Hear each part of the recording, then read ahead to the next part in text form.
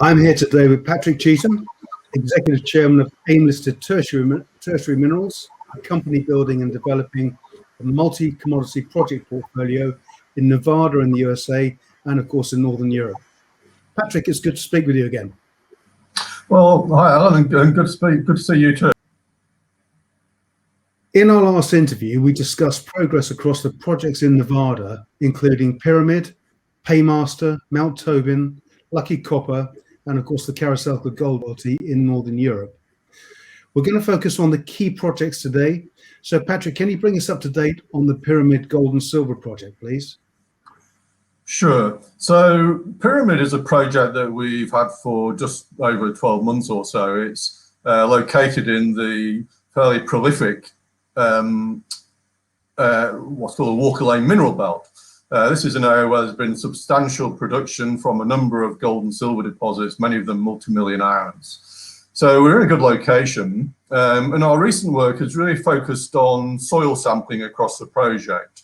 And what we've done, we've defined multiple soil anomalies over substantial lengths, with values up to 1.6 grams of gold and 207 grams per ton of silver. Particularly interesting is the North Ruth area, which is on the northern end of the project. And what we've done since the soil sampling was announced, we've had our geologists go do field checking. And what we're finding is outcropping mineralisation within these soil anomalies. And that was the subject of the announcement we made on the 10th of March. And we were getting silver values up to 9 ounces per ton, and gold up to half a gram per ton, just in outcrop. So that's very, very encouraging. So what we're doing now, we're doing some infill soil sampling with a view to defining drill targets. And we'll also be doing some trenching before that to try and refine those drill targets. So a lot of work planned for coming up. Excellent. Okay. So another key project, of course, is the Mount Tobin Silver project. Can you bring us up to date on this, please? Yeah, this is one of the projects that we generated last year, and one of the more interesting projects in Nevada for silver. We staked this on the basis of a historical report of a large silver soil anomaly. So we went in there and did our own soil sampling program. We managed to reproduce the soil anomaly, substantial length, over 1.2 kilometers long. And we were getting preliminary samples from outcrops up to 101 grams per ton of silver. So this is something that we'll be following up this summer. It's quite a high elevation here, so it's over 7,000 feet. So at the moment there'll be too much snow cover, but in the summer we'll be up there again. We'll be taking more samples and looking to define drill targets. Super. Okay. So most recently, of course, you provided investors and the markets with an update on the Lucky Copper project exploration results. Can you elaborate on those? Yeah, sure. So the Lucky Copper project is another project that we generated last year. It's in a very favourable environment, a major porphyry copper producing mine just to the southwest of here at a place called Ely. And the reason we acquired this was that there was some drilling done here in the 1950s, and it intersected a substantial zone of copper mineralisation. So we went early with our own drilling program, and that's what we announced recently. And we intersected 2 gossan zones in our drilling, and with low-grade copper mineralisation, some gold, and significantly, it's worth noting that the gossans basically are a material which form from the weathering of sulfide mineral deposits. So there is something there below which has given rise to this. Sometimes the values can be leached in gossans. So the grades that we've reported are just a guide. They're not necessarily representative of the mineralisation we might find. And so the mineralisation is interesting. We've got a lot of work to do on the drill samples to characterise this, but it looks like a skarn-style of mineralisation. And this class of deposits contains some world-class deposits on a number of existing mines in Nevada. So the gossan is magnetic, which is significant. So we're going to roll out a magnetic survey over the whole tenement to try and chase down more of this style of mineralisation. And so, we look forward to reporting the results of that magnetic survey in due course. Excellent. And of course, still with copper, you recently acquired the Brunton Pass copper project. Is this similar in scale to the Lucky Copper project, Patrick? It's probably what you might call a similar stage of development, so it's still relatively early. But the copper mineralisation is pretty well not defined, but certainly indicated at the surface.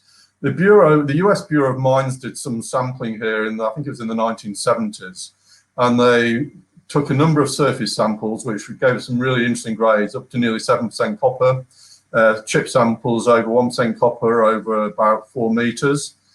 And, this material is outcropping at surface, presents an immediate drill target. We've been in there with our own sampling crews. We've been able to confirm this copper mineralisation at surface. We've recently done a drone magnetic survey over the entire claim area, and that's defined some very, very interesting structures associated with the outcrops. So we're really quite excited about this project. It also has some interesting old mercury workings on the north end of the project. These styles of mineralisation can often indicate buried epithermal gold-silver deposits, so that's a second target within the claims. So we're now doing a soil sampling program that will be starting the next week or so, and again, we'll have more results to announce in due course. Excellent. So early days, but really positive.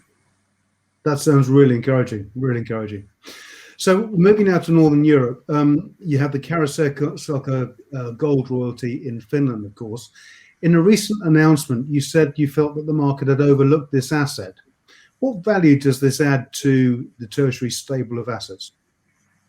So the karosaka project, really, it's a gold project that we explored back in the early 2000s.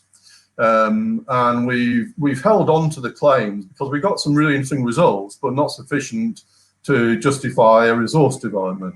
So we've held on to this, and in the meantime, there's been a huge amount of exploration in this greenstone belt where karosaka occurs, and there's been new discoveries by Orion, Rupert Resources, B2B Gold. So it's a very active exploration area. So what we did, probably looking back now 2 or 3 years, we sold our residual claim interest to Orion after they'd made their high-grade gold discoveries in the area.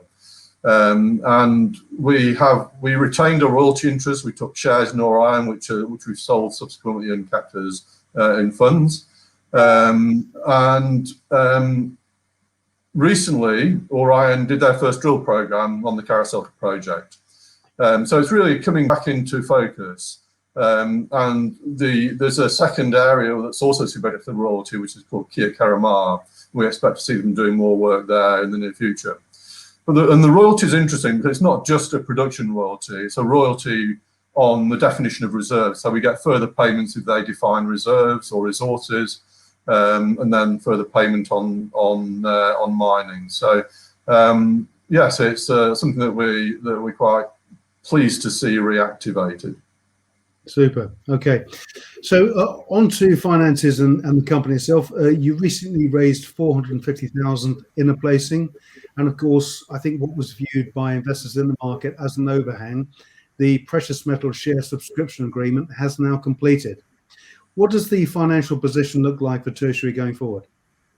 So we're pretty well funded. We've got no plans for fundraising at the moment. We've got a lot of work programs planned on our key projects, and we'll be expecting to be delivering results on a regular basis. So I think news flow is important to shareholders, and to see these progress progressing and to be delivering good results. So we'll look forward to that. Okay. Well, Patrick, we're running short on time. Just to summarize, what else can investors expect from Tertiary Minerals this year? So I think it's a continuing news flow. I think that's the most important thing. we take a portfolio approach to our exploration. We're not reliant on the results from any one project, but that portfolio approach, does give us exposure to multiple opportunities. We're working in, probably what is the best mining jurisdiction in the world, a major gold producing area. And so, we're ambitious for the future and look forward to keeping Charles informed. Excellent. Well, Patrick Cheetham, Executive Chairman of Tertiary Minerals, thank you for joining us today. Thank you. Thanks, Alan.